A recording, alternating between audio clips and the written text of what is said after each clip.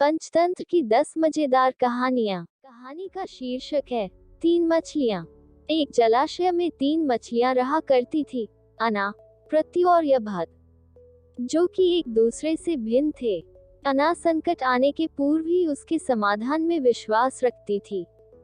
पृथ्वी की सोच थी कि संकट आने पर उसका कोई न कोई समाधान निकल ही आता है। यभत किस्मत के भरोसे रहने वालों में से थी। उसका मानना था कि जो किस्मत में लिखा है वह तो होकर ही रहेगा, चाहे कितने ही प्रयत्न क्यों न कर लिए जाएं, उसे टाला नहीं जा सकता। तीनों मछलियां जिस जलाशय में रहती थीं, वह मुख्य नदी से जुड़ा हुआ था, किंतु घनी झाड़ियों से ढका होने के कारण सीधे दिखाई नहीं पड़ता था।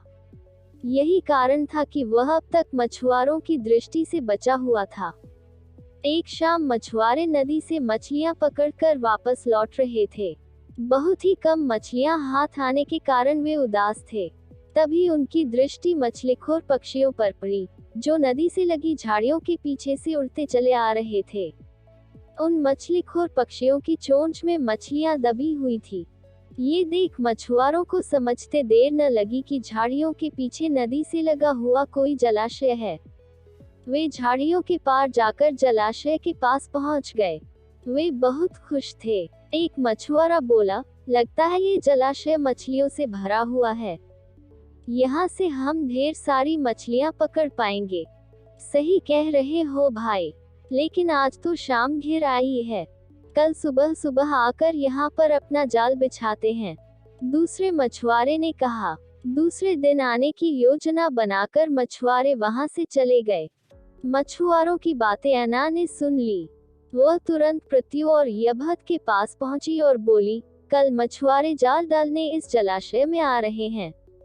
यहाँ रहना अब खतरे से खाली नहीं रह गया है। हमें यथाशीघ्र ये स्थान छोड़ देना चाहिए। मैं तो तुरंत ही नहर से होती हुई नदी में जा रही हूँ। तुम लोग भी साथ चलो। अना की बात सुनकर पृथ्वी बोली, अभी खतरा आया कहाँ है? हो सकता है कि वो आए ही नहीं। जब तक खतरा सामने नहीं आएगा, मैं जलाशय छोड़कर कहीं नहीं जाऊंगी। हो सकता है कि मछुआरों को मछलियों से भरा कोई दूसरा जलाशय मिल जाए और वे यहाँ आने का इरादा छोड़ दें। यदि वे आ भी गए, तो ये भी संभव है कि मैं उनके जाल फंसूं ही ना। यभत बोली, किस्मत के आगे क्या भला किसकी चली है? मछुआरों को आना होगा तो आएंगे और मुझे उनके जाल में फंसना होगा तो मैं फंसूंगी ही। मेरे कुछ भी करने से किस्मत का लिखा थोड़ी बदल जाएगा। अना ने अपनी योजना अनुसार वहां से प्रस्थान करना ही उचित समझा और वह तुरंत वहां से चली गई।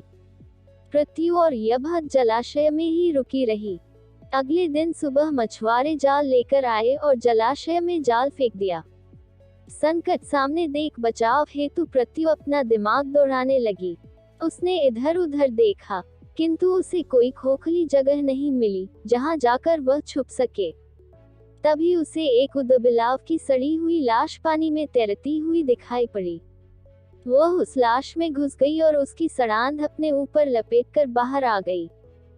थोड़ी देर बाद वह एक मछुआरे के जाल में फंस गई।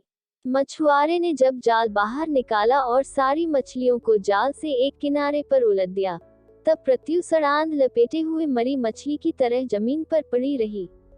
उसमें कोई हलचल न देख मछुआरे ने उसे उठाकर सूंघा। उसके ऊपर से आ रही बदबू से उसने अनुमान लगाया कि यह अवश्य कई दिनों पहले मरी मछली है और उसने उसे पानी में फेंक दिया। पानी में पहुंचते ही पृथ्वी तैरकर सुरक्षित स्थान पर चली गई। इस तरह बुद्धि का प्रयोग कर वह बच गई। वहीं दूसरे मछुआरे के जाल में फंसी यभत कुछ किए बिना किस्मत के भरोसे रही और अन्य मछलियों के साथ दम तोड़ दिया। सीख, किस्मत उसी का साथ देती है जो खुद का साथ देते हैं। किस्मत के भरोसे रहकर हाथ पर हाथ धरे बैठे रहने वालों का विनाश निश्चित। शीर्षक है बगुला भगत। दूरस्थ वन में स्थित एक जलाशय में मछलियां, केकड़े, मेढक और कई प्रकार के जीव जंतु रहा करते थे। तालाब के किनारे एक बूढ़ा बगुला भी रहा करता था। बूढ़ा बगुला भोजन के लिए तालाब की मछलियों पर निर्भर था। वह दिन भर तालाब किनारे घात लगाए बैठा रहता। जैसे ही कोई मछली नजर आती, उसे लपक कर पकड़ लेता और अपने पेट की ज्वाला शांत कर लेता था। लेकिन धीरे धीरे उसकी आंखें कमजोर होने लगी और मछलियां पकड़ना उसके लिए दुष्कर हो गया। अब वह दिन रात एक टांग पर खड़ा होकर सोचता रहता कि ऐसी हालत में कैसे भोजन की व्यवस्था की जाए। एक दिन उसे एक युक्ति सूझी। युक्तिनुसार वह तालाब के किनारे गया और एक टांग पर खड़ा होकर जोर जोर से विलाप करने लगा। उसे इस तरह विलाप करता देख तालाब में रहने वाला एक केकड़ा आश्चर्यचकित हो उसके पास आया और पूछने लगा, बगुला मामा, क्या बात है, इस तरह आंसू क्यों बहा रहे हो? क्या आज कोई मछली हाथ नहीं लगी? बगुला बोला, बेटा, कैसी बात कर रहे हो? अब मैंने वैराग्य का जीवन अपना लिया है और मछलियों तथा अन्य जीवों का शिकार छोड़ दिया है। वैसे भी इस जलाशय के समीप रहते मुझे वर्षों हो गए हैं। यहाँ रहने वाले जलचरों के प्रति मन में प्रेम और अपनत्व का भाव जाग चुका है, इसलिए मैं उनके प्राण नहीं हर सकता। तो इस तरह विलाप करने का क्या कारण है मामा? केकड़े ने उत्सुकतावश पूछा। मैं तो इस तालाब में रहने वाले अपने भाई बंधुओं के लिए विलाप कर रहा हूँ। आज ही एक जाने माने ज्योतिष को मैंने ये भविष्यवाणी करते सुना कि इस क्षेत्र में 12 वर्षों के लिए अकाल पड़ेगा। यहाँ स्थित समस्त जलाशय सूख जाएंगे और उनमें रहने वाले जीव जंतु भूख प्यास से मर जाएंगे। आसपास के सभी छोटे जलाशयों के जीव जंतु बड़ी बड़ी झीलों की ओर प्रस्थान कर रहे हैं, किंतु इस जलाशय के जीव जंतु निश्चिंत बैठे हैं। इस जलाशय का जल स्तर अत्यंत कम है। सूखा पड़ने पर यह अतिशीघ्र सूख जाएगा। यहाँ के रहवासी सभी जलचर मारे जाएंगे। यही सोच सोचकर मेरे आंसू नहीं थम रहे हैं।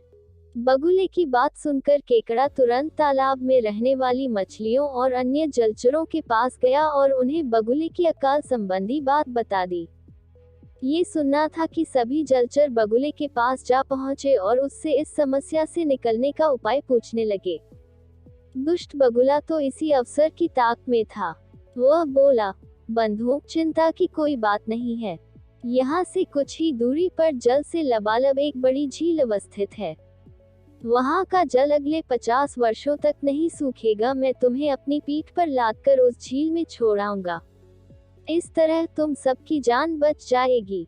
बगुले की बात सुनकर सभी जलचरों में पहले जाने की होड़ लग गई और वे बगुले से अनुनय करने लग गए, बगुला मामा, हमें वहां पहले पहुंचा दो। ये देख बगुले की बाछी खिल गई। उसने सबको शांत किया और बोला, बंधुओं, मैं तुम सबको एक एक कर अपनी पीठ पर लादकर उस झील तक ले जाऊंगा। फिर चाहे मेरा जो हाल हो, आखिर तुम सब मेरे अपने हो। उस दिन के बाद से बगुला प्रतिदिन एक मछली को अपनी पीठ पर लाद कर ले जाता और कुछ दूरी तय करने के बाद एक बड़ी शिला पर पटक कर मार डालता। फिर थक कर अपना पेट भरने के बाद दूसरे दिन दूसरा शिकार अपनी पीठ पर लाद कर चल पड़ता। ऐसे ही कई दिन बीत गए। बगुले को बिना परिश्रम के रोज एक मछली का आहार मिलने लगा। एक दिन जब बगुला तालाब के किनारे गया तो केकड़ा बोला, बगुला मामा, आपने सूखा पड़ने की बात मुझे सबसे पहले बताई, किंतु अब तक आप मुझे बड़ी झील लेकर नहीं गए। आज मैं आपकी कुछ नहीं सुनूंगा। आज आपको मुझे ही लेकर जाना होगा। बगुला भी रोज मछली खाकर ऊब चुका था। उसने सोचा कि क्यों न आज केकड़े को ही अपना आहार बनाया जाए, और वह केकड़े को अपनी गर्दन पर बैठाकर उड़ने लगा। कुछ दूर जाने के बाद केकड़े ने देखा कि एक बड़ी शिला के पास मछलियों की हड्डियों का अंबार लगा हुआ है। उसे संदेह हुआ कि हो न हो ये सब बगुले का ही किया धरा है। उसने बगुले से पूछा, मामा, और कितनी दूर जाना है? तुम मुझे उठाए उठाए थक गए होगे। शिला तक पहुंचने के बाद बगुले ने सोचा कि अब वास्तविकता बताने में कोई हर्ज नहीं। उसने केकड़े को सारी बात बता दी और बोला, केकड़े, ईश्वर का स्मरण कर ले, तेरा अंत समय आ चुका है। अब मैं तुझे भी इन मछलियों की तरह इस शिला पर पटक कर मार दूंगा और अपना आहार बनाऊंगा। ये सुनना था कि केकड़े ने अपने नुकीले दांत बगुले की गर्दन पर गड़ा दिए। बगुले की गर्दन कट गई और वह वहीं तड़प कर मर गया। केकड़ा बगुले की कटी हुई गर्दन लेकर वापस तालाब में पहुंचा और दुष्ट बगुले की दुष्टता की कहानी सब जलचरों को बताए और बोला, अब वह दुष्ट मर चुका है। तुम सब लोग यहाँ आनंद के साथ रहो। इस कहानी से हमें ये सीख मिलती है कि किसी भी बात का बिना सोचे समझे विश्वास नहीं करना चाहिए। मुसीबत में धैर्य से काम लेना शीर्षक है खरगोश और शेर। एक जंगल में बलशाली शेर रहा करता था। वह रोज शिकार पर निकलता और जंगल के जानवरों का शिकार कर अपनी भूख शांत करता था। एक साथ वह कई जानवरों को मार देता। ऐसे में जंगल में जानवरों की संख्या दिन पर दिन कम होने लगी। डरे हुए जानवरों ने इस समस्या से निपटने के लिए सभा बुलाई। वहां निर्णय लिया गया कि शेर से मिलकर इस विषय पर बात की जानी चाहिए। इसके लिए जानवरों का एक दल बनाया गया। अगले दिन वह दल शेर से मिलने पहुंचा। शेर ने जब इतने सारे जानवरों को अपनी गुफा की ओर आते देखा तो आश्चर्य में पड़ गया। वह गुफा से बाहर आया और गरजकर जानवरों के दल से वहां आने का कारण पूछा। दल का मुखिया डरते डरते बोला, वनराज, आप तो वन के राजा हैं। हम सभी आपकी प्रजा है। आज आपकी प्रजा आपसे एक विनती करने आई है। कैसी विनती? शेर ने पूछा। वनराज, आप रोज शिकार पर निकलते हैं और कई जानवरों को मार देते हैं। आप उन सभी मरे हुए जानवरों का भक्षण भी नहीं कर पाते। हम सबका विचार था कि आपकी भूख मिटाने यदि रोज एक जानवर आपके पास भेज दिया जाए तो आपको भी आराम रहेगा और हम भी भयमुक्त रहेंगे। शेर को बिना मेहनत शिकार प्राप्त हो रहा था, इसलिए उसने ये निवेदन स्वीकार कर लिया, किंतु साथ ही चेतावनी भी दी कि जिस दिन उसके पास जानवर नहीं पहुंचेगा उस दिन वह सबको मार डालेगा। उस दिन के बाद से प्रतिदिन एक जानवर का चुनाव कर उसे शेर के पास भेजा जाने लगा। अब शेर दिन भर गुफा में पड़ा आराम करता रहता। परिणाम स्वरूप अन्य जानवर जंगल में सुकून से जीवन जीने लगे। एक दिन शेर का भोजन बनने की एक खरगोश की बारी आई। खरगोश शेर की गुफा की ओर चल तो पड़ा, किंतु मृत्यु निकट होने के कारण वह अत्यंत भयभीत था। वह धीरे धीरे कदम बढ़ाता हुआ चला जा रहा था, साथ ही किसी तरह अपने प्राण बचाने का उपाय भी सोचता जा रहा था। चलते चलते रास्ते में एक कुआं पड़ा। कुएं के पास जाकर जब खरगोश ने उसमें झांका तो उसे अपनी परछाई दिखाई पड़ी। उसी क्षण खरगोश को अपनी जान बचाने का एक उपाय सूझ गया। उपाय सूझते ही खरगोश में एक नए जोश का संचार हो गया। उसे शेर के पास जाने की कोई जल्दी नहीं थी। कुछ देर कुएं के पास आराम करने के बाद वह शेर के पास पहुंचा। इधर भूखा शेर अपने भोजन के आने में हो रही देरी से क्रोध में लाल पीला हुआ जा रहा था। जैसे ही उसने एक पिद्दी से खरगोश को देखा, उसका क्रोध और बढ़ गया। वह गरजकर खरगोश से बोला, पिद्दी खरगोश, मैं कब से प्रतीक्षा कर रहा हूँ और तू अब आया है। अब मेरी भूख बढ़ चुकी है। तुझ अकेले से मेरा क्या होगा? तुझ पिद्दी को किस बेवकूफ ने मेरे पास भेजा है तुझे? तेरे बाद अब मैं उसे भी मार कर खा जाऊंगा। खरगोश हाथ जोड़कर गिड़गिड़ाया, वनराज, देरी के लिए मुझे क्षमा करें। विश्वास करिए इसमें न मेरा दोष है, नहीं मुझे भेजने वाले का। हम तो 5 खरगोश आपका भोजन बनने निकले थे, किंतु रास्ते में एक दूसरे शेर ने हमें रोक लिया। जब हमने उसे बताया कि हम अपने राजा का भोजन बनने जा रहे हैं, तो वह 4 खरगोशों को मारकर खा गया और मुझे आपके पास ये संदेश देने भेजा कि अब से वह जंगल का राजा है। ऐसा कहा उसने। शेर गुस्से में दहाड़ा, जी वनराज, उसने आपको लड़ाई के लिए ललकारा है। उसने कहा है कि वह आपको मारकर इस जंगल में राज करेगा। ये सुन शेर गरजता हुआ बोला, मुझे अभी इसी समय उसके पास ले चल। मैं उसे बताता हूँ कि इस जंगल का राजा कौन है। आज तो उसकी खैर नहीं। खरगोश तुरंत तैयार हो गया और शेर को लेकर कुएं के पास आ गया। कुएं को दिखाते हुए वह बोला, वनराज, ये उस शेर का दुर्ग है। वह इसी दुर्ग में रहता है। आप दुर्ग के द्वार से उसे ललकारिए। शेर ने कुएं में झांक कर देखा तो उसे अपनी परछाई नजर आई। परछाई देखकर उसने सोचा कि अवश्य ही वह दूसरा शेर है और जोर से दहाड़ते हुए उसे ललकारने लगा। कुएं की दीवारों से टकराकर आती हुई अपनी ही दहाड़ की प्रतिध्वनि सुनकर और अपनी परछाई देखकर उसे लगा कि दूसरा शेर भी दहाड़ते हुए उसे ललकार रहा है। उस ललकार का उत्तर देते हुए उसने कुएं में छलांग लगा दी। कुएं की दीवारों से टकराता हुआ वह पानी में गिरा और डूबकर मर गया। शेर के मरने के बाद खरगोश खुशी खुशी वापस लौटा और जंगल के अन्य जानवरों को खुशखबरी सुनाई। सुनकर सभी बहुत खुश हुए और सबने खरगोश की खूब प्रशंसा की। इस कहानी से हमें ये सीख मिलती है कि बुद्धि बल सबसे बड़ा बल होता है, इसलिए मुश्किल घड़ी में सदा बुद्धिमानी से काम लेना चाहिए। बुद्धि का इस्तेमाल कर हर समस्या का समाधान किया जा सकता है। शीर्षक है मूर्ख बातूनी कछुआ। एक तालाब में कम्बुग्रीव नामक एक कछुआ रहता था। उसी तालाब में दो हंस तैरने के लिए उतरते थे। हंस बहुत हंसमुख और मिलनसार थे। कछुए और उनमें दोस्ती होते देर न लगी। हंसों को कछुए का धीमे धीमे चलना और उसका भोलापन बहुत अच्छा लगा। हंस बहुत ज्ञानी भी थे। वे कछुए को अद्भुत बातें बताते, ऋषि मुनियों की कहानियां सुनाते। हंस तो दूर दूर तक घूम कर आते थे, इसलिए दूसरी जगहों की अनोखी बातें कछुए को बताते। कछुआ मंत्रमुग्ध होकर उनकी बातें सुनता। बाकी तो सब ठीक था, पर कछुए को बीच में टोका टाकी करने की बहुत आदत थी। अपने सज्जन स्वभाव के कारण हंस उसकी इस आदत का बुरा नहीं मानते थे।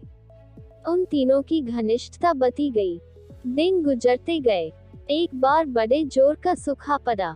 बरसात के मौसम में भी एक बूंद पानी नहीं बरसा। उस तालाब का पानी सूखने लगा। प्राणी मरने लगे। मछलियां तो तड़प तड़प कर मर गईं। तालाब का पानी और तेजी से सूखने लगा।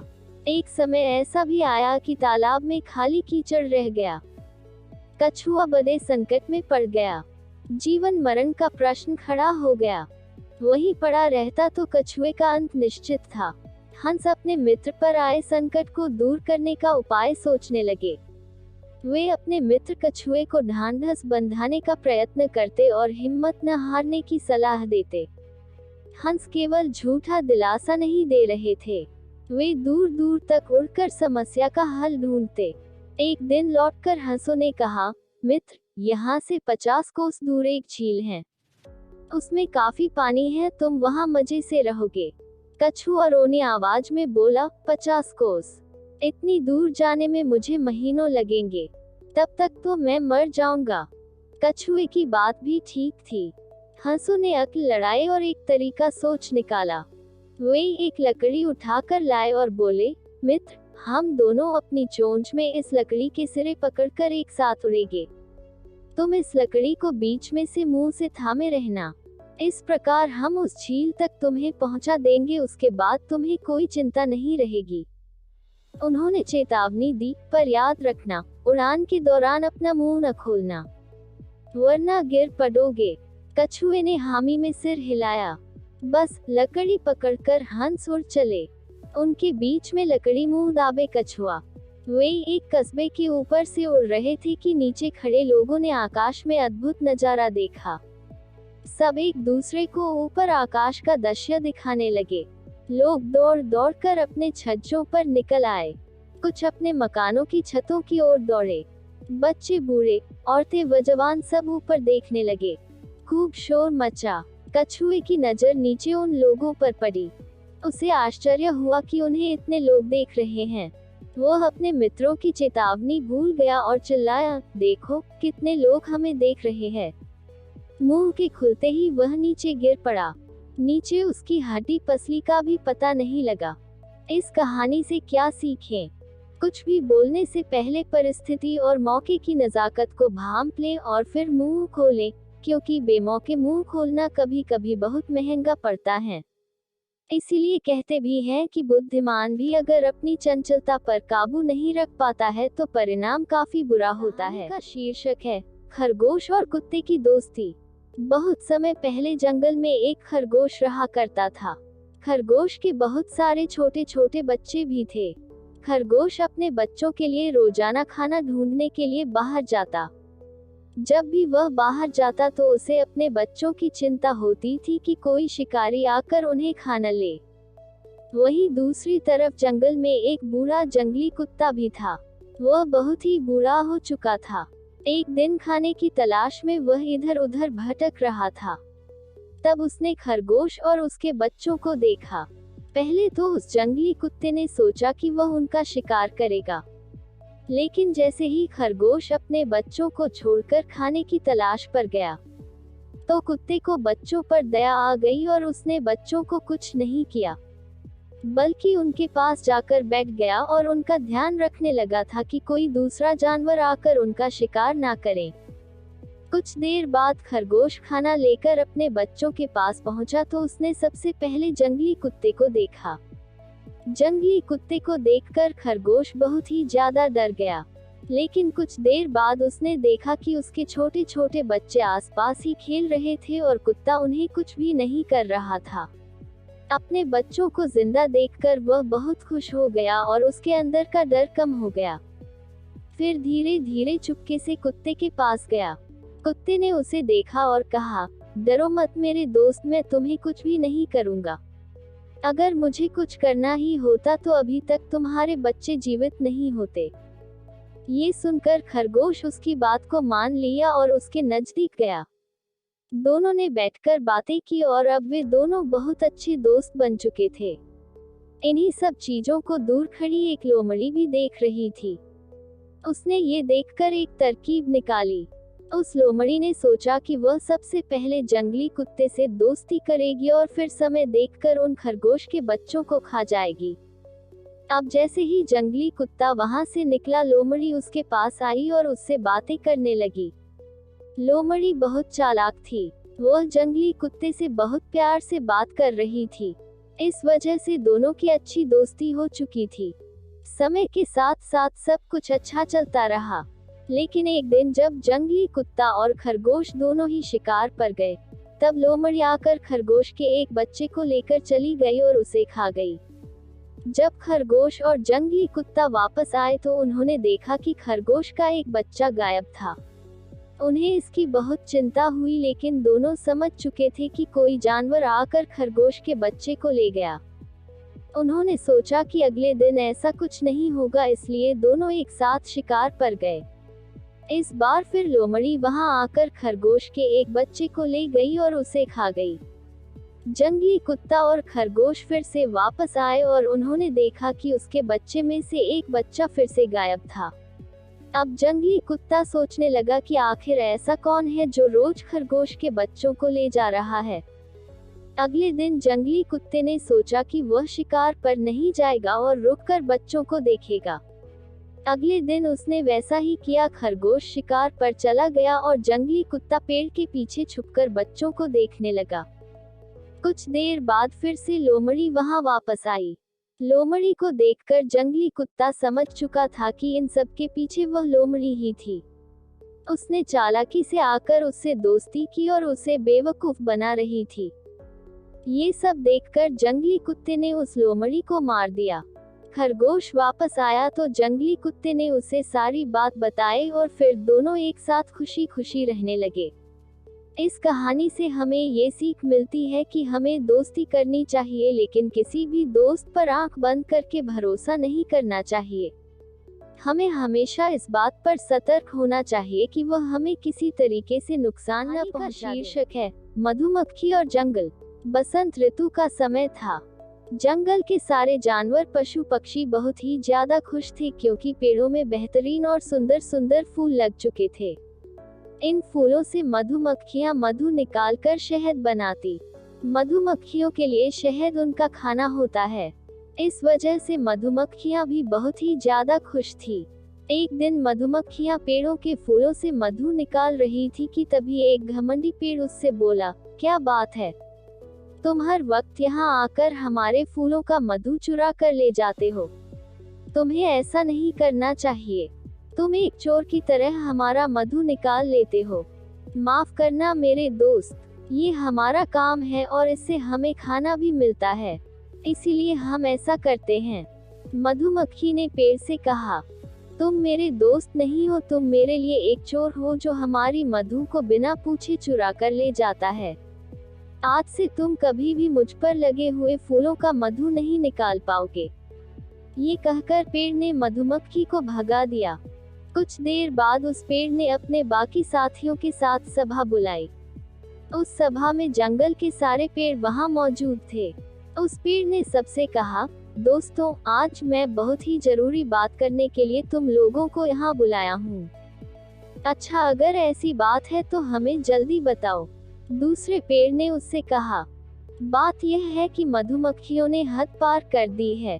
वे लोग आते हैं और बिना पूछे हमारे फूलों का मधु चुरा कर चले जाते हैं। वो सब जरूरत से ज्यादा शहद बनाते हैं।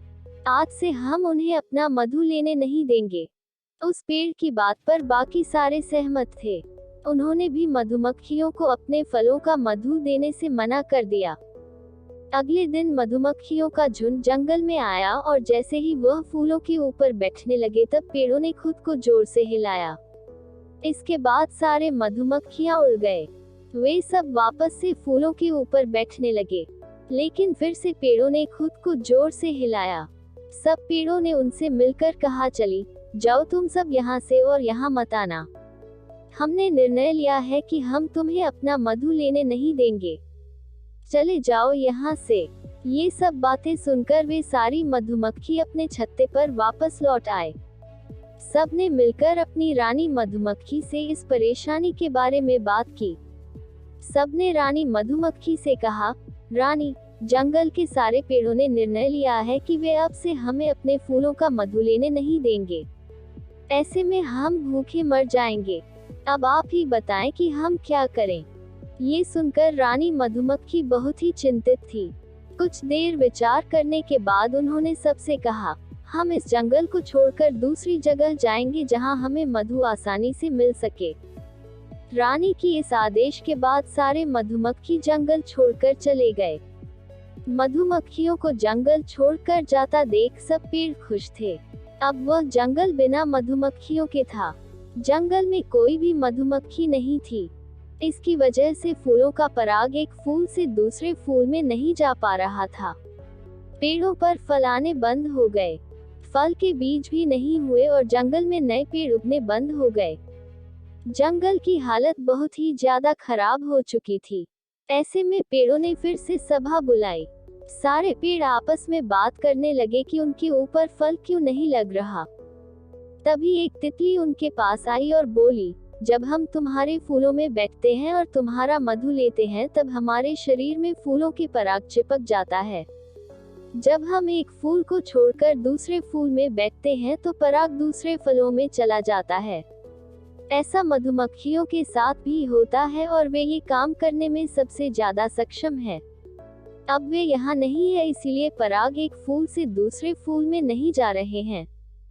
ये सब सुनकर पेड़ों ने आपस में निर्णय लिया कि वे वापस से मधुमक्खियों को बुलाएंगे और अपने फूलों का मधु लेने देंगे। इसके बाद पेड़ों ने एक कबूतर से कहा, मेरे दोस्त, तुम्हें एक संदेश लेकर मधुमक्खियों के पास जाना है। तुम्हें उनसे कहना है कि हमारे जंगल के सारे पेड़ उन्हें यहाँ वापस आने का निमंत्रण दे रहे हैं और वे जितना चाहे उतना मधु हमारे फूलों से ले सकते हैं। हम उन्हें मना नहीं करेंगे। ये खबर लेकर वह कबूतर मधुमक्खियों के पास चला गया। उसने वह सारी बातें मधुमक्खियों की रानी को बताई। ये सब सुनकर मधुमक्खी की रानी वापस उस जंगल में लौटने के लिए राजी हो गई। रानी ने अपने सभी लोगों को आदेश दिया कि वे सब वापस उसी जंगल में जाएंगे जहां से वे आए थे। जैसे ही वे जंगल वापस पहुंचे, सारे पेड़ों ने उनसे माफी मांगी और मधुमक्खी की रानी ने उनकी माफी को स्वीकार किया। अब वे सारी मधुमक्खियां फूलों से मधु ले सकती थी, जिसके चलते पेड़ों में फल लगने चालू हो गए और वापस से बीज भी होने लगे। इससे जंगल में नए पेड़ फिर से उठने लगे। इस कहानी से हमें ये सीख मिलती है कि हमें खुद पर ज्यादा घमंड नहीं करना चाहिए और दूसरों की सहायता करनी चाहिए। जिस तरह से पेड़ को पता था कि मधुमक्खियों के लिए मधु उनका खाना होता है, लेकिन वे उन्हें अपना मधु देने से मना कर देते हैं, जिसकी वजह से उन्हें परेशानियों का सामना करना पड़ता है। इसलिए हमें दूसरों के लिए अच्छा काम करना चाहिए। शीर्षक है संगीतमय गधा। ये कहानी एक गधे की है जिसका मालिक एक धोबी था। धोबी बहुत कंजूस था, इस वजह से वह गधे को ठीक से खाना नहीं देता था। खाना न मिलने की वजह से वह गधा कमजोर पड़ गया। कई बार धोबी उसे दूसरी जगह भेज देता ताकि वह जाकर घास खा सके। एक दिन गधा खाने की तलाश में अपने घर से दूर जंगल की ओर चला गया।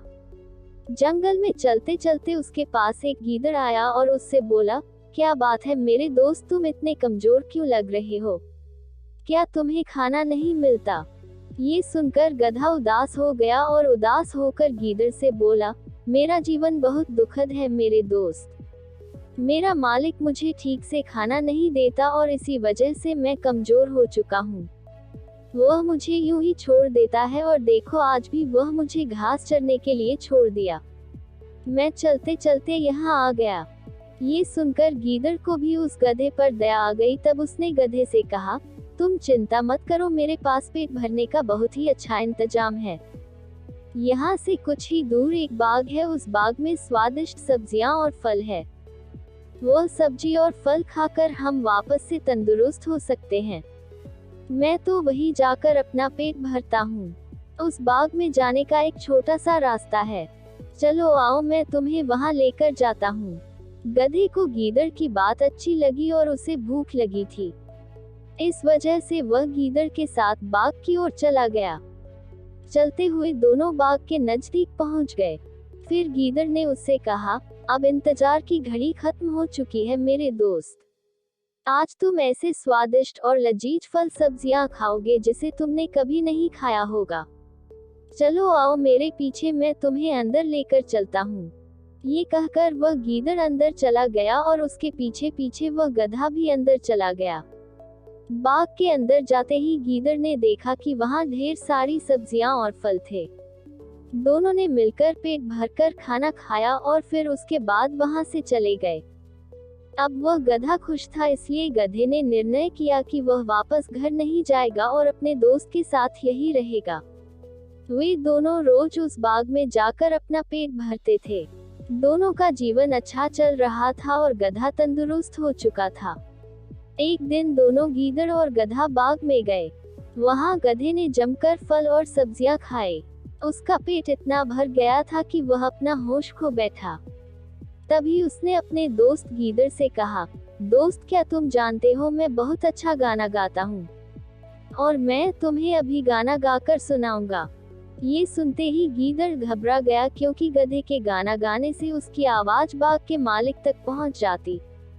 ऐसे में बाग का मालिक दोनों को पकड़ने वहां आ जाता। इसी वजह से गीदड़ ने गधे को शांत कराने की कोशिश की और उससे कहा, अरे दोस्त, गधे थोड़ी ना अच्छा गाना गाते हैं। ये सुनकर गधे ने कहा, गधे बहुत अच्छे गायक होते हैं, वे मधुर स्वर में ढेचू ढेचू करके गाना गाते हैं। गीदड़ समझ चुका था कि गधे को चुप नहीं किया जा सकता, इस वजह से उसने वहां से निकलने के बारे में सोचा। गीदड़ बोला, ऐसी बात है तो फिर मैं तुम्हारी बात पर विश्वास कर लेता हूँ। मुझे तो लगता है कि तुम बहुत अच्छे गायक हो। तुम्हारा गाना सुनकर इस बाग का मालिक तुम्हें फूलों की माला पहना देगा। लेकिन मैं भी तुम्हें फूलों की माला पहनाना चाहता हूँ। तुम एक काम करो, मेरे जाने के बाद तुम अपना गाना शुरू करना, तब तक मैं फूलों की माला लेकर आता हूँ। ये कहकर वह गीदड़ वहाँ से चला गया और फिर गधे ने अपना गाना गाना चालू किया। उसकी आवाज सुनकर बाग का मालिक दौड़ते दौड़ते उसके पास आया। जैसे ही उसने गधे को देखा तो वह समझ चुका था कि उसके बाग का खाना वह गधा चुराकर खाया करता था। ऐसे में उसने उस गधे की खूब पिटाई की और वहां से भगा दिया। इस कहानी से हमें ये सीख मिलती है कि अगर कोई हमें हमारी भलाई की बातें कह रहा है और कुछ अच्छी बात समझाने की कोशिश कर रहा है तो हमें उसकी बात माननी चाहिए। कभी कभी ऐसे लोगों की बात ना मानने से हम मुसीबत में पड़ जाते हैं। इस कहानी में भी गीदड़ ने गधे को अच्छे से समझाया, लेकिन गधे ने गीदड़ की बात नहीं मानी और वह पकड़ा गया। का शीर्षक है ब्राह्मण और बकरी। एक बार एक गांव में गरीब ब्राह्मण रहता था। ब्राह्मण एक बड़ी पूजा करना चाहता था। उसे पूजा में चढ़ाने के लिए एक बकरी की बलि देनी थी, इसलिए वह पास के गांव में एक बकरी मांगने के लिए चल पड़ा। एक अमीर व्यक्ति ने उसे एक मोटी बकरी दान में दी, जिसे पाकर वह बहुत खुश हुआ। ब्राह्मण ने उस बकरी को जांचा परखा कि कहीं उसका कोई अंग खराब न हो, क्योंकि ऐसे जानवर को देवताओं को अर्पण नहीं किया जाता। जब उसने बकरी को चारों ओर से परख लिया और उसे बिल्कुल ठीक पाया, तब वह बहुत खुश हुआ। ब्राह्मण ने उसे अपने कंधे पर लाद लिया और अपने घर की ओर चल पड़ा। जब वह अपने घर की ओर जा रहा था, तब 3 ठग उसके पीछे लग गए। उनकी आंखों में बकरी को देखकर चमक आ गई। यदि यह बकरी हमें मिल जाए तो हम इसे मारकर इसका मांस कई दिन तक खा सकते हैं। एक ठग अपने होठों पर यह सोचकर जबान फेर रहा था, तो दूसरों के मुंह में पानी आ रहा था। हमें ब्राह्मण से बकरी छुड़ाने का कोई उपाय सोचना चाहिए। एक ठग ने दबी आवाज में दोनों ठगों को बकरी छीनने का उपाय बताया। वे भी उसका तरीका सुनकर मुस्कुराए और खुश होकर तालियां बजाने लगे। ब्राह्मण चुपचाप अपने घर की ओर जा रहा था। तभी एक ठग ने उसका रास्ता रोककर कहा, श्रीमान, आप अपने कंधे पर यह गंदा कुत्ता क्यों लेकर जा रहे हैं? आपके जैसी हस्ती वाले को ये शोभा नहीं देता। ब्राह्मण ऐसा सुनकर बहुत नाराज और हैरान हुआ। तुम क्या अंधे हो? तुम्हें दिखता नहीं? मैं एक बकरी को ले जा रहा हूँ। ब्राह्मण फिर आगे चलने लगा। ठग ने फिर कहा, मुझे कोई बकरी नहीं दिख रही, मुझे अभी भी यह कुत्ता दिखाई दे रहा है, जिसे तुमने अपने कंधे पर उठा रखा है, माफ करना। ब्राह्मण अभी भी चला जा रहा था। वह दुखी और निराश था। तभी दूसरा ठग आ गया और अपने मुंह पर हाथ रखकर बोला, हाय राम, श्रीमान, आप अपने कंधे पर मरा हुआ बछड़ा क्यों रख कर ले जा रहे हैं? हो सकता है किसी समय ये सुंदर जानवर रहा हो, पर अब यह मर चुका है और आपका इसको कंधे पर लाद कर ले जाना शोभा नहीं देता। ब्राह्मण को बहुत गुस्सा आया। उसने कहा, तुम कहना क्या चाहते हो? यह कोई मरा हुआ बछड़ा नहीं है, यह एक सुंदर जवान बकरी है। तुम इसे बकरी समझते रहो, परंतु है यह मरा हुआ बछड़ा है, ठग ने कहा और वह गायब हो गया। ब्राह्मण ने हैरानी से अपना सिर घुमाया और आगे चलता रहा। थोड़ी देर बाद ही तीसरा ठग आ पहुंचा। उसने भी हैरानी से ब्राह्मण को देखा और कहा, श्रीमान, आपको क्या हो गया है? आप इतने भारी गधे को कंधे पर लाद कर ले जा रहे हैं। कितनी अजीब बात है। ब्राह्मण ये सुनकर डर गया। उसने घबराहट में सोचा, मुझे कैसा अजीब जानवर दिया गया है। शायद ये कोई बुरी आत्मा या राक्षस है, जो पल पल अपनी शक्ल बदल देता है, क्योंकि 3 अजनबी आदमियों ने इसे 3 अलग अलग शक्लों में देखा है। उसने जोर से चीख मारी और बकरी को अपने कंधे पर से उतार कर फेंक दिया। अब वह जल्दी जल्दी अपने घर की ओर चल पड़ा। तीनों ठगों ने उसे भागते हुए देखा तो बहुत खुश हुए। उन्होंने फटाफट बकरी को उठा लिया। हमने अपने झूठे वचनों से किस प्रकार ब्राह्मण को बेवकूफ बनाकर ठग लिया। वह भूल गया कि ऐसी परिस्थिति में उसको अपनी योग्यता पर भरोसा करना चाहिए, न कि जो कोई कुछ भी कहे उसे मानता चला जाए। शीर्षक है, ऊंट और उसके झूठे दोस्त। एक व्यापारी जंगल में से भार से लदे हुए ऊंटों को ले जा रहा था। उनमें से एक ऊंट थककर गिर पड़ा। व्यापारी के पास उसकी देखभाल के लिए समय नहीं था, इसलिए वह उसे वहीं छोड़कर आगे चल पड़ा। वह पतला और मरियल सा ऊंट मरा नहीं। वह अपने पैरों पर लड़खड़ा कर खड़ा हो गया। वह जंगल की हरी हरी मीठी घास चरने लगा। दिन गुजरते गए और धीरे धीरे ऊंट में खोई हुई शक्ति और साहस वापस आ गया। वह मोटा हो गया और उसकी खाल चमकने लगी।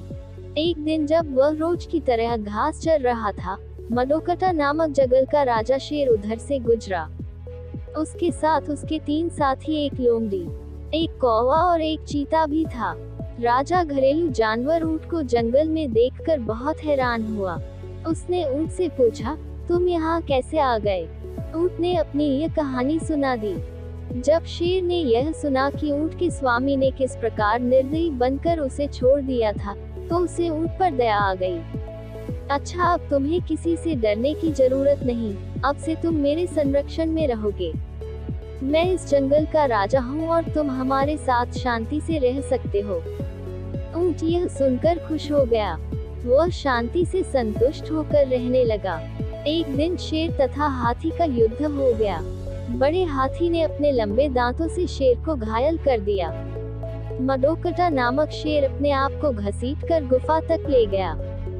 वहां वह निर्बल होकर चलने फिरने से लाचार होकर लेट गया। जब उसके तीनों साथी हमदर्दी जाहिर करने आए, तो उसने उनसे कहा, मेरे लिए कुछ खाना ढूंढ कर लाओ, जब तक कि मुझ में चलने की शक्ति नहीं आ जाती। तीनों साथी खाने की तलाश में चल पड़े, पर सांझ तक उन्हें कोई भी जानवर शेर के खाने योग्य न मिला। लोमड़ी बहुत चालाक थी। वह शेर के पास जाकर बोली, महाराज, हम शिकार ढूंढने के बजाय क्यों न इस ऊंट को मारकर खा लें? वह हमारे लिए एक अजनबी है और उसे राजा के लिए मार डालने में कोई भी गलती नहीं है। शेर को यह सुनकर बहुत गुस्सा आया। मैं अपनी शरण में आए जानवर को कैसे मार सकता हूँ? मैं ऐसा कदापि नहीं करूँगा। शेर ने कहा, मैं आपके नेक ख्यालात से सहमत हूँ, पर यदि हम में से कोई एक आपकी जान बचाने के लिए अपने आप को आपके हवाले कर दे, तो कोई गलत बात न होगी। आप इसे कैसे ठुकरा सकते हैं, जबकि आपने कई बार खाना तथा सुरक्षा देकर हमारी जान बचाई है। भूखा शेर इस बार मना न कर सका। लोमड़ी अपनी चालाकी पर खुश होकर जल्दी से अपने दोस्तों के पास पहुंची। हमारा राजा भूख से मर जाएगा, क्योंकि हम कोई शिकार नहीं ढूंढ सके हैं। वह मान गया है, यदि हम में से कोई अपनी मर्जी से उसका भोजन बन जाए। अब हमारा यह कर्तव्य है कि हम अपने आप को राजा के हवाले कर दें, लोमड़ी ने कहा। लोमड़ी, कौवा और चीता तीनों राजा शेर के पास पहुंचे। सबसे पहले कौवे ने कहा, नेक राजा, मैं अपने आप को खुशी से भेंट करता हूँ आपकी भूख मिटाने के लिए। शेर कोई उत्तर दे, उससे पहले ही लोमड़ी बोल पड़ी, तुम इतने छोटे जानवर हो, तुम्हारे से राजा की भूख नहीं मिटेगी। तुमसे केवल एक ग्रास ही बनेगा। मैं ज्यादा खाना बन सकती हूँ। यह कहकर उसने सिर झुका लिया। शेर के उत्तर देने से पहले ही चीता बोल पड़ा, तुम कौवे से केवल थोड़ी बड़ी हो। क्या तुम समझती हो कि तुम्हें खाकर हमारे राजा का पेट भर जाएगा? नहीं नहीं, तुम्हारे से ज्यादा अच्छा खाना मैं बन सकता हूँ। ऊंट चुपचाप खड़ा ये सारी बातें सुन रहा था। राजा के सारे मित्रों ने अपनी जिंदगी राजा के हवाले करने को कहा, लेकिन उसने किसी को भी नहीं छुआ।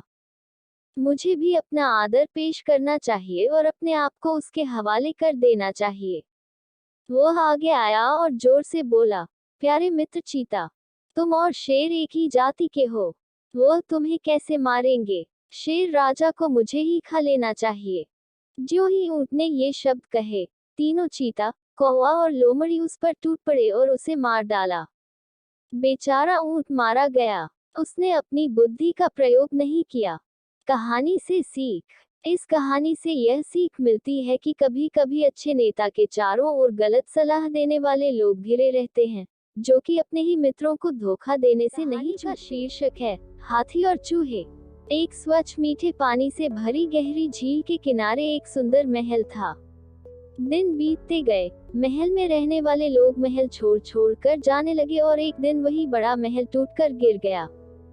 वह एक खंडहर बनकर रह गया। कुछ दिन पश्चात पास के जंगल में रहने वाले चूहों का समूह उस ध्वस्त महल के पास से गुजरा। उस जीर्ण शीर्ण महल को देखकर बहुत खुश हुए। आहा, ये जगह हमारे रहने के लिए कितनी बढ़िया है, चूहों के सरदार ने कहा। यहाँ हम शांति से रह सकते हैं। शीघ्र ही चूहों ने महल के कोने कोने में अपने घर बना लिए और आराम से वहाँ रहने लगे। एक दिन हाथियों का झुंड उधर से गुजरा। उनके साथ एक बहुत बड़ा हाथियों का सरदार भी था। उन्हें झील के स्वच्छ पानी की सुगंध आई। वे उत्साहित होकर पानी की तरफ भागे। वे भरपेट पानी पीना चाहते थे, इसलिए वे बड़ी शीघ्रता से महल के खंडहर के बीच में से भागे। ऐसा करने से बहुत से चूहे उनके पैरों तले आकर कुचले गए। कुछ मर भी गए। चूहे आराम से अपने घरों में सो रहे थे। इस आफत के आने पर बचे हुए सब चूहे इकट्ठे हुए और उन्होंने अपने को इस विपत्ति से बचाने के लिए उपाय खोजने के लिए सभा बुलाई। कुछ चूहों ने अपने सरदार से कहा, ये बड़े जानवर अब बार बार इस झील का पानी पीने के लिए यहाँ आएंगे। जितनी बार वे यहाँ आएंगे उतनी बार हम में से कितने ही उनके पैरों के नीचे दबकर मर जाएंगे और कितने कुचले भी जाएंगे। हम ये सब नहीं होने देना चाहते। चूहों के सरदार ने उनकी बात मान ली, पर इनसे लड़ा कैसे जाए? ये हमसे लड़ाई में कितने बलवान हैं। हम उनसे अच्छे व्यवहार और दया की प्रार्थना ही कर सकते हैं।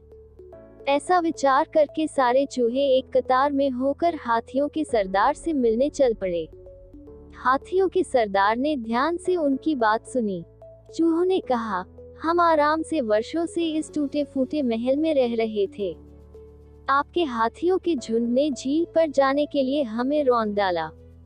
आपने सैकड़ों चूहों को मार डाला। अगर यही सब चलता रहा तो एक भी चूहा जिंदा न बचेगा। आप हम पर कृपा कीजिए और अपने हाथियों को किसी दूसरे रास्ते से झील पर ले जाएं। सरदार जी, क्या मालूम हम छोटे प्राणी भी किसी दिन आपके काम आ जाएं। बड़े हाथी का दिल चूहों की बात सुनकर पिघल गया। उसने कहा, ठीक है, मेरे सारे साथी दूसरे रास्ते से झील पर जाया करेंगे। हमें पता नहीं था कि आप चूहों ने इस महल में अपने घर बना रखे हैं। अब हम बिल्कुल तंग नहीं करेंगे। चूहे ये सब सुनकर बहुत खुश हुए और शांतिपूर्वक अपने अपने घर चले गए। समय इसी प्रकार गुजरता रहा। एक दिन वहां के राजा ने हुक्म दिया कि सब हाथियों को जाल में बांध कर लाया जाए और उन्हें राजा का काम करने की शिक्षा दी जाए। राजा के आदमियों ने जंगल में जाकर सारे हाथियों के लिए जाल बिछा दिए। जब हाथी पानी पीने के लिए झील की तरफ चले, तब एक को छोड़कर सभी हाथी जाल में फंस गए। हाथी जोर जोर से चीखने चिंघाड़ने लगे। वे अपने आप को मोटी रस्सियों से छुड़ाने की कोशिश करने लगे, पर कुछ लाभ न हुआ। वे पक्की रस्सियों से बंधे थे। तब हाथियों के सरदार को महल के खंडहरों में रहने वाले चूहों की याद आई। उसने बचे हुए हाथी से कहा, तुम जल्दी से चूहों के पास जाओ और उन्हें हमारी हालत बताओ। वे हमारी मदद कर सकते हैं।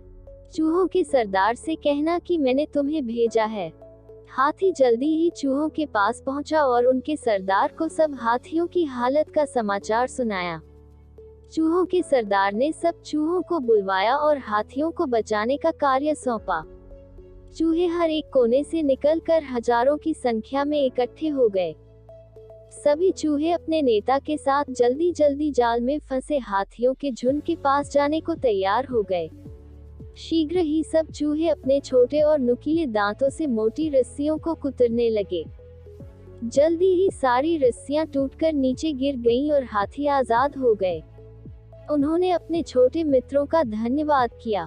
फिर वे आराम से जंगल की ओर चले गए। हाथियों के सरदार ने अपने सभी हाथियों को बुलाकर कहा, देखो हम कितने बड़े और ताकतवर जानवर हैं, फिर भी हमें छोटे और विनम्र चूहों ने बचाया। उनकी एक बार सहायता करने से हमारा जीवन बच गया, अन्यथा हम सभी पकड़े जाते। ऐसी और मजेदार कहानियां सुनने के लिए मेरे चैनल को लाइक, सब्सक्राइब और शेयर करें।